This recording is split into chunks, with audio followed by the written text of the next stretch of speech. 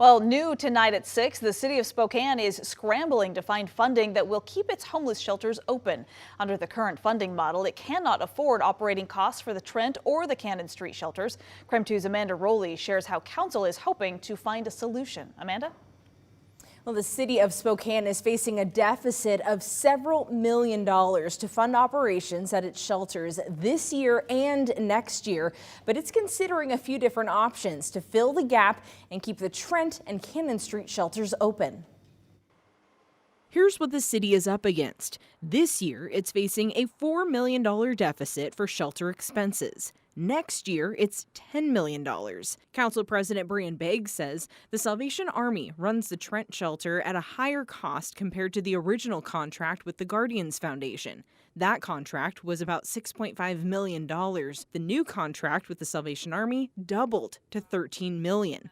This is partly due to more people staying at the shelter, but it's also because their standard operating procedure is to charge 24% administration costs, and that is too high.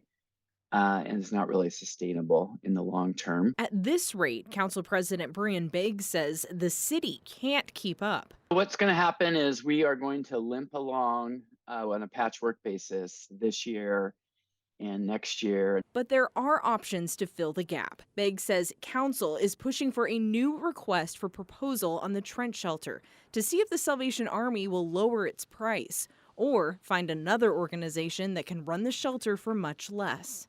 So that's the most urgent thing that needs to happen. Because that would reduce the price in the long term. He also suggests closing the Cannon shelter after the Salvation Army's contract ends at the end of May, then reopen it as a medical shelter using Medicaid funds rather than city dollars to help people with serious physical and mental health illnesses. Budget cuts or tax increases may also be necessary, but that's a discussion Begg says Mayor Nadine Woodward won't have. Still, he is hopeful the city will see additional funding from the legislature. I was just on a press conference lobbying for a bill that would increase by $7 million the money for permanent affordable housing every year going future, so we could actually dig our way out of this. In the meantime, Brian Begg says the city will use revenue from the real estate excise tax to fill this year's $4 million gap. But he's hopeful the legislature will extend the use of this tax so the city can fill next year's $10 million gap as well. Now, we asked for Mayor Nadine Woodward's comment, and today she was unavailable to answer our questions. Amanda Rowley, KREM 2 News.